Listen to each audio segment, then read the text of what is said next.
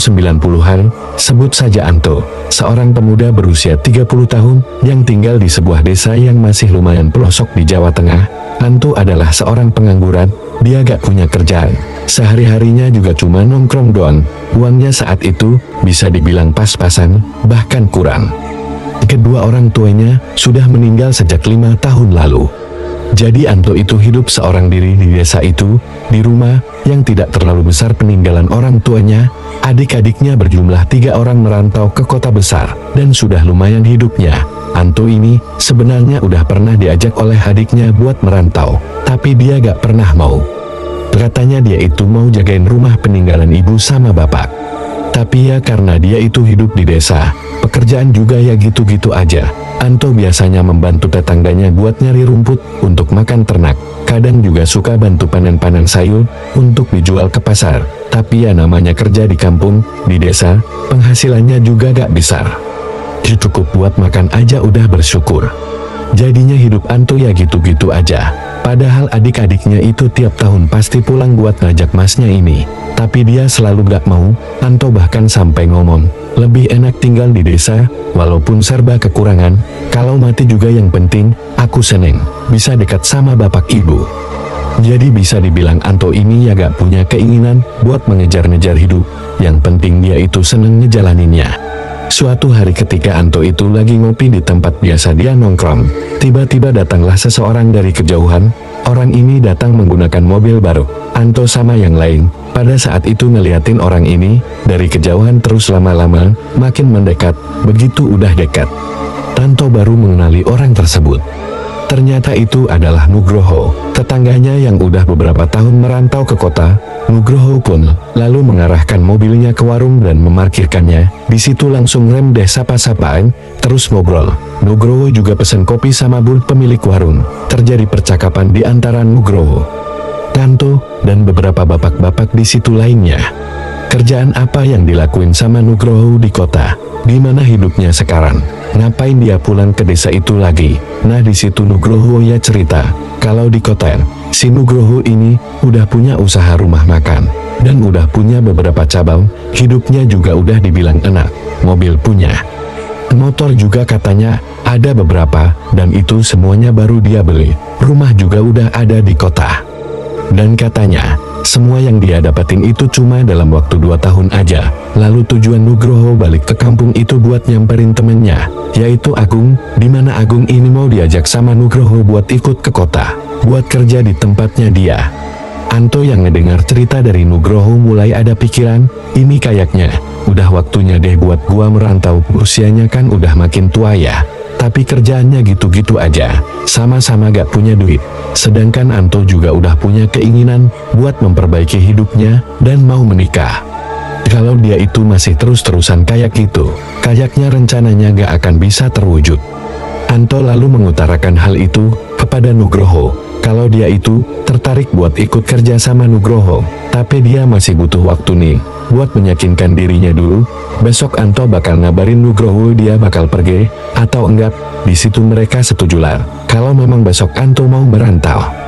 Besok jam 8 pagi, Anto udah harus ada di warung Bude, lengkap dengan barang-barang bawaannya, karena Nugroho bakal pulang besok. Ya udah, sepulang dari warung, Anto pun bener-bener memikirkan, dia ini beneran mau merantau atau enggak. Gimana nih, kalau misalkan dia merantau, rumah peninggalan orang tuanya gimana? Semalaman tuh, Anto gak bisa tidur kepikiran itu terus.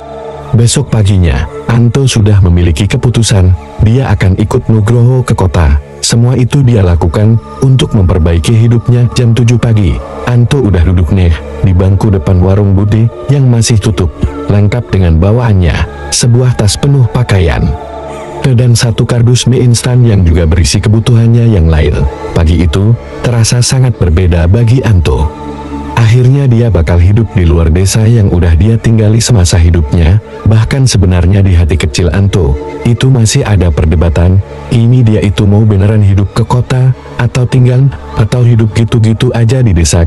Jam 8:15, mobil Nugroho pun datang. Nugroho turun dan langsung bilang ke Anto, "Tuh, ayo naik, kita jalan." Nah di situ Anto bingung, Karena pas ketika dia itu ngeliat ke dalam mobil, Agung nggak ada loh. Mana Agung? Jadi ikut atau enggak?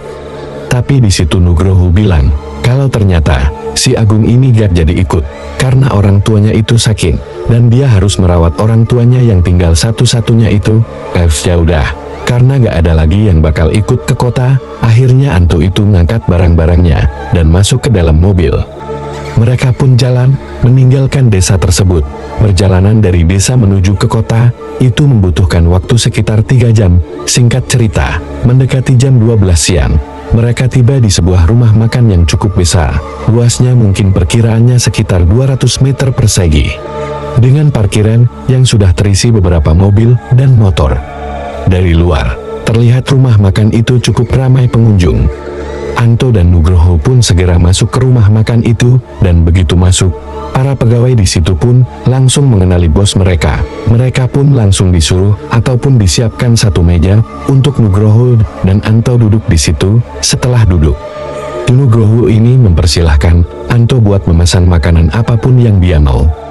Wah, ini beneran ya, berarti Nugroho itu pemilik rumah makan ini. Anto pun memesan beberapa potong ayam dan juga lauk pauk lain, dan keduanya makan dengan lahap. Pas makan, Anto itu bilang, "Wah, mantap ini masakannya Nin, pantes ya rame gini." Nugroho di situ cuma ketawa-tawa doang. Mendengar sih ucapannya Anto. Setelah makan, Nugroho dan Anto pun merokok, sampai pengunjung satu persatu itu selesai makan dan pergi. Setelah agak sepi, Nugroho pun mulai menjelaskan apa yang akan Anto kerjakan di situ. Jadi, Anto di situ bekerja bukan di restoran, tetapi menjadi tangan kanannya. Yang akan dikerjakannya itu banyak, mulai dari ngecek pembelian bahan, ngecek stok, sampai masalah mencari lokasi baru buat nanti cabang rumah makan selanjutnya. Pokoknya bisa dibilang, apapun yang diperintahkan Nugroho, Anto kerjain. Anto juga diberikan tempat tinggal di sebuah kontrakan yang gak terlalu jauh dari rumah Nugroho. Katanya supaya gampang lah, kalau mau koordinasi, bisa langsung didatengin. Singkat cerita, mulai kerjalah si Anto ini. Setiap hari dia itu keliling ke cabang-cabang rumah makan buat ngecek persediaan bahan. Kalau ada yang kurang, dia langsung nyuruh orang untuk membelinya. Terkadang, Anto juga diminta buat nyetirin Nugroho keluar kota. Beberapa bulan sudah Anto kerja kepada Nugroho, dan semua pekerjaannya, ya gak ada yang aneh-aneh gitu. Sampai di bulan keempat, Anto kerja, Nugroho akan membuka sebuah usaha baru, yaitu toko bangunan. Anto diminta buat nawasin semua hal terkait toko bangunan itu, sampai 2 minggu sebelum benar-benar dibuka. Anto tiba-tiba diminta Nugroho buat datang ke rumahnya. Saat itu malam hari, sekitar jam 10 malam, Anto datang ke rumah Nugroho dan ngobrol. Mereka sambil ngopi di taman belakang. Di tengah-tengah obrolan, Nugroho mengeluarkan 3 gepok uang dan memberikannya kepada Anto. "Loh, ini duit apaan?" tanya Anto di situ. Nugroho ini sambil merokok jawab, "Ini buat kamu." Nah, jawaban Nugroho ini ngebikin Anto bingung.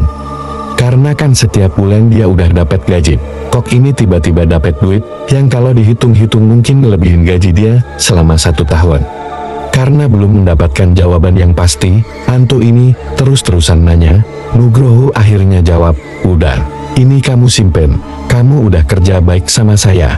Nanti hari Kamis antarin saya lagi ya. Kita pergi ke kota. Kita jalan sore, biar nanti pas ketika nyampe sana, dikasih uang sama temennya sebanyak itu." Ya tentu Anto bener-bener bersyukur. Dia sampai mengucapkan terima kasih berkali-kali, dan janji bakal kerja dengan jauh lebih baik dari sebelumnya. Setelah beberapa jam ngobrol, Anto kembali niat ke kontrakannya dan istirahat. Singkat cerita, hari Kamis sore, mereka berdua pun berangkat ke kota tujuan. Perjalanan menempuh beberapa jam, tapi tujuan mereka ternyata gak berada di tengah kota, karena ketika nyampe di tengah kota tersebut, si Nugroho ini malah mengarahkan ke arah pinggiran kota yang semakin lama. Truk ini langsung berbatasan dengan hutan. Mereka tiba di sebuah rumah gubuk yang terletak menyendiri dari rumah-rumah lainnya. Sekeliling rumah itu sangat gelap, dan sumber penerangan itu cuma dari lampu kuning di rumah tersebut. Anto dan Nugroho pun turun dari mobil. Nugroho langsung ngetok-ngetok pintu gubuk itu. "Mbah, ini saya, Nugroho. Gak lama setelah itu, pintu dibuka perlahan oleh seorang kakek-kakek yang sudah sangat sepuh. Kakek-kakek itu menggunakan pakaian berwarna hitam-hitam, persis seperti pakaian orang-orang pintar atau dukun. Nugroho pun masuk, tapi Anto malah disuruh menunggu di mobil. 30 menit kurang lebih itu, Anto menunggu di mobil. Suasana malam itu juga terasa sangat sepi dan cukup membuat Anto merinding.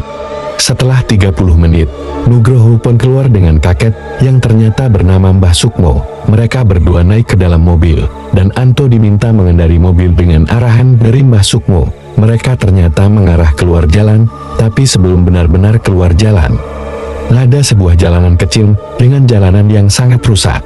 Mereka masuk ke jalanan itu. Di kiri kanan mereka, itu dipenuhi ilalang setinggi jendela mobil. Gak ada jalan lain, hanya jalan itu saja. Manto pun terus mengendari mobil itu, sampai akhirnya, mereka tiba di sebuah area yang lebih lapang. Mobil diberhentikan di situ. Mbah Sukmo meminta Anto dan Nugroho turun dari mobil, dan mengikutinya. Ternyata, mereka bertiga jalan menuju ke sebuah pemakaman. Dan ketika sudah sampai ke sebuah makam yang terlihat belum terlalu lama, Mbah Sukmo pun berhenti. Ini, ayo dibongkar, ucap Mbah Sukmo. Mendengar perintah itu, Nugroho pun langsung mulai menggali makam itu dengan tangan kosong. Sementara Anto masih terbengong-bengong, ini ngapain yang mereka kesini? Kok malah disuruh bongkar makam juga? Tapi Nugroho nyenggol kaki Anto, membuatnya tersadar. Udah cepat lakuin, ucap Nugroho sambil melotot kepada Anto. Anto melihat ke arah Mbah Sukmo, dan terlihat Mbah Sukmo juga melihat ke arah Anto dengan tatapan tajam, membuat nyali Anto itu ketika menciut, karena dia itu ngerasain aura dari Mbah Sukmo ini benar-benar mengintimidasi. Akhirnya Anto pun langsung congkok, dan mulai menggali makam yang di nisannya itu bertuliskan Sukma, baru meninggal 3 bulan yang lalu. Waktu berjalan cepat, mereka juga semakin dalam menggali, hingga ketika Anto mengambil sebuah tanah, dan tangannya bertemu dengan papan yang membatasi jenazah. Cepat bongkar, ucap Mbah Sukmo. Nugroho pun mulai membuka papan itu, dan seketika, bau bangkai bisa dicium oleh Anto, yang membuat dia itu langsung muntah di dalam liang lahat itu. Tapi di saat bersamaan, Nugroho itu tidak bereaksi apa-apa, nggak ada rasa mual sama sekali. Setelah semua papan terbongkar, Anto sudah sangat tidak kuat. Dia langsung naik ke atas, dan segera lari ke samping mobil buat muntah-muntah. Sekitar 5 menit kemudian, Anto kembali dipanggil buat menutup makam itu. Di tangan Mbah Sukmo, sudah ada kain kafan yang berasal dari jenazah Sukma. Makam kembali ditutup, dan mereka pergi dari makam itu. Mungkin sekitar jam 2 malam, mobil kembali mengarah ke gubuk Mbah Sukmo. Pas sudah nyampe, Anto kembali disuruh menunggu, dan setelah beberapa lama, Nugroho keluar, dan mereka pun pulang. Sepanjang jalan, Anto tidak habis pikir dengan apa yang baru saja dia lakukan. Tetapi dia juga tidak berani bertanya kepada Nugroho. Sesampainya di kota mereka tinggal, mobil tidak langsung menuju ke rumah, tapi mereka malah mampir dulu ke toko bangunan yang tinggal menunggu mereka buka. Nugroho pun turun, Anto juga diminta buat ikut. Nah ternyata, kain kafan yang dibawa oleh Nugroho diletakkan di sebuah kantong plastik hitam, disimpan di plafon langit-langit, ruangan yang akan jadi tempat Anto kerja nanti. Setelahnya baru pulang. Sampai pagi, Anto di situ tidak bisa tidur, hingga akhirnya dia pun sakit dan tidak masuk kerja selama 4 hari. Karena Anto itu masih kebayang-bayang bau bangkai ketika dia gali makam 4 hari lalu. 1 minggu setelah kejadian itu, toko bangunan pun dibuka. Anto dipercaya sebagai kepala toko tersebut, dan dia kerja di ruangan yang di langit-langitnya terdapat kain kafan yang dia ambil. Sebenarnya Anto mau menolak pekerjaan itu, tapi karena nggak enak dengan Nugroho, dan dia juga udah dikasih uang beberapa gepok, jadi ya mau nggak mau dia tetap kerja kepada Nugroho. Hari pertama pembukaan toko, itu benar-benar ramai, banyak barang yang udah langsung habis dipesan. Sore harinya sebelum tutup, Anto pun ngitung omset pendapatan itu, dan barang-barang yang udah habis. Dia kerja sendirian tuh di ruangannya, saat itu jam 5 sore menuju maghrib. Ketika lagi menghitung, tiba-tiba Anto mendengar kalau di atasnya, seperti ada suara orang jalan. Dan suara itu terus bergerak di atasnya persis. Anto mulai mikir aneh-aneh, dan langsung membawa laporan-laporannya dia, dan dia itu lebih memilih kerja di depan. lenggak di dalam ruangan. Malam harinya, setelah selesai kerja, saat beristirahat di kontrakannya, sekitar jam 10 malam. Anto itu mendengar ada suara orang jalan lagi. Tapi ini di langit-langit kosannya, persis sama seperti di ruangan dia kerja. Suara itu awalnya berasal dari area dapur. Tiap Anto bergerak, misalkan ke ruangan depan, suara itu juga mengikuti dia. Anto masuk kamar, suara itu juga ikut, jadi seperti terus-terusan ada di atasnya dia. Halusinasi kali ya, pikir Anto saat itu. Dia pun memaksakan dirinya buat tidur. Sekitar jam 12 malam, Anto yang lagi tidur, mimpi sedang berada di ruangan kerjanya di toko bangunan. Ketika dia lagi kerja, tiba-tiba pintu ruangan diketuk. Nah, begitu Anto buka, di depannya ada sesosok wanita dengan keadaan tubuh yang sudah membusuk, penuh belatung dan cacing di mana-mana. Sosok itu menunjuk ke arah langit-langit, tempat di mana kain kafan itu diletakkan. Anto pun sangat ketakutan.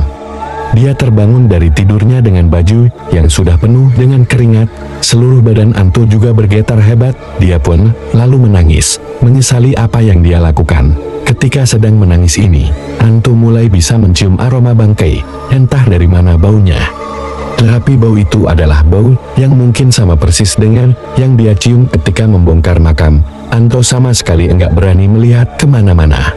Sementara di saat yang bersamaan, suara langkah di langit-langitnya kembali terdengar.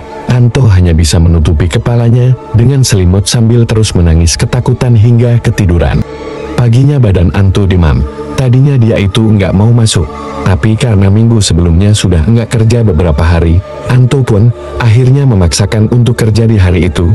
Anto baru datang ke toko itu sekitar jam 11 siang. Dia kerja seperti biasa. Walaupun dia itu merasa kepalanya sangat sakit. Singkat cerita, sore hari, Anto memiliki tugas membuat laporan keuangan dan juga melihat stok barang. Anto kembali melakukan itu di ruangannya. Sekitar jam 6, ketika dia sudah selesai dengan pekerjaannya, Anto pun segera berberes-beres buat pulang. Tapi ketika lagi berberes, Anto kembali mendengar suara langkah kaki di langit-langit. Tapi kali ini suara itu semakin kencang, seperti orang berlari. Dia pun mulai ketakutan mendengar hal itu.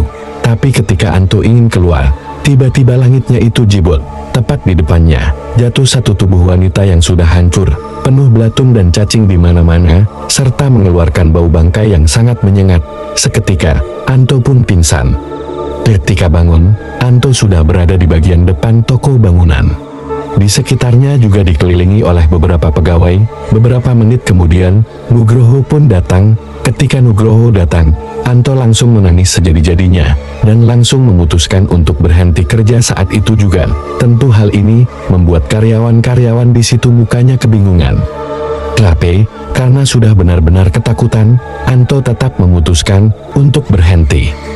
Malam itu juga, Anto mendatangi rumah Nugroho, ingin berpamitan, sekaligus mengembalikan uang bergepok-gepok yang sudah dikasih sama Nugroho. Tapi di situ Nugroho ini menolak menerima uang itu, dan tetap memaksakan uang itu dibawa sama Anto. Anto pun setelah itu langsung pulang ke desa menggunakan bis antar kota. Sesampainya di rumah, berhari-hari di situ Anto tidak bisa tidur, soalnya dia itu terus mencium bau bangkai yang munculnya itu bisa kapan aja. Terus dia juga masih sering mendengar suara-suara langkah kaki di langit-langit, karena merasa masih dihantui. Anto pun memutuskan untuk menyumbangkan uang itu untuk pembangunan masjid di desanya. Dan Anto pun mulai menjalani ibadah dengan lebih rajin, sekaligus bertaubat. Nah, setelah 1 minggu menyerahkan uang itu, Anto tak lagi mencium bau bangkai dan tak lagi mendengar suara-suara langkah kaki di langit-langit. Itulah sebuah cerita tentang rakusnya manusia untuk masalah duniawi. Ini jadi pengingat ya buat kita semua. Jangan pernah menyekutukan Tuhan, dan jangan sampai melakukan hal-hal yang melanggar hukum dan norma-norma hanya untuk masalah duniawi aja kayak gini.